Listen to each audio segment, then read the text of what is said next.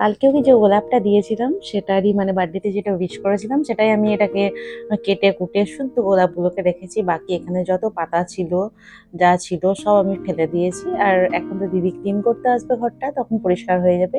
হে hello guys, আসসালামু আলাইকুম, welcome back to my another new blog. আমার নাম আয়েশা, আমি বর্ধমান শহরে থাকি। তো আজকে আমার হাজব্যান্ডের বার্থডে, মানে দুপুরবেলা ছিল এটা। আমি রান্না বান্না করছিলাম, দুপুরও ঠিক নয়, 12টা বাজছে। রান্না করছিলাম, রান্নাতে পটল ভাজা করেছিলাম আর চিকেন আলুর কোরমা করেছিলাম আর পোলাও করেছিলাম।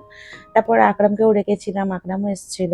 আমরা সবাই মিলে এখানে লাঞ্চ করে নিয়েছিলাম। লাঞ্চ করার পর এখানে বসে একটু গল্প করছিলাম। আর আকরামের জন্য ব্রাউনিও রেখেছিলাম, আগের দিন রাত্রে এটা বানিয়েছিলাম। তো ওটাই ওকে এখানে টেস্ট করাচ্ছিলাম, ও বলছিল খুব খুব খুব বেশি ভালো হয়েছে। যাই হোক, তারপর আমরা এখানে সবাই গল্প করছিলাম। তারপরে আমার মেয়ে হঠাৎ এলো, ওর আব্বুকে কি দেবে কি দেবে অনেকদিন ধরে আমাকে বলছে। আইডিয়া দিচ্ছিলাম কিন্তু ওর পছন্দ হচ্ছিল না। যাই হোক, এখানে ও নিজের সঙ্গে ওর আব্বুর যত পিকচার আছে ছোট থেকে সেগুলোকে সব প্রিন্ট আউট করিয়েছে।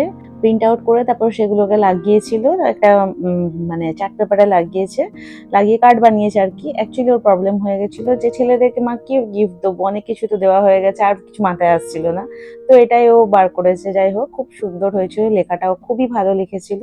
তারপর এটা সন্ধ্যে ঠিক নয়, 9:30, 9:30টার সময় আমরা ডিনার করতে যাচ্ছি বাইরে।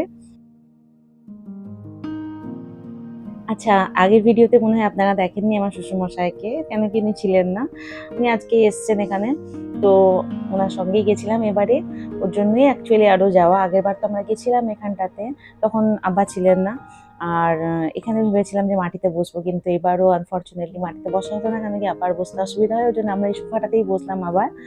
আর এখানে অ্যাম্বিয়েন্সটা আমার সব থেকে বেশি পছন্দের। বার্থডে বয় সিলেক্ট করছে এখানে যে কি মেনু খাবে, তো অর্ডার করে দিয়ে আমরা এখানে সামনে ব্যানকুয়েটটাও তৈরি হচ্ছিল। আগেরবার দেখে গিয়েছিলাম অর্ধেক হয়েছিল, এবারে গিয়ে দেখলাম পুরোটাই হয়ে গেছে। এদের থিমটা আমার খুব পছন্দ হয়েছে। আর আমার তো সব থেকে ভালো লাগছিল এই বুফে এরিয়াটা। এখানে বাসনপত্রগুলো কি সুন্দর গোল্ডেন ছিল। যাই হোক, এখানে আমার শ্বশুরমশাই আর আমার হাজব্যান্ড দুজন মিলে বসে গেছে বর বউয়ের বসার জায়গাতে, বসে বসে অনেকক্ষণ গল্প করলো। আর আমি ঘুরে ঘুরে দেখছিলাম, খুব সুন্দর লাগছিল থিমটা দেখতে। ওই সাইডে ওটা মানে মনে হয় বউকে বসানোর জায়গা হবে। যাই হোক, আচ্ছা আমরা তো ঘুরে চলে এসেছিলাম। তারপর ততক্ষণ আমাদের খাবারও চলে এসেছিল।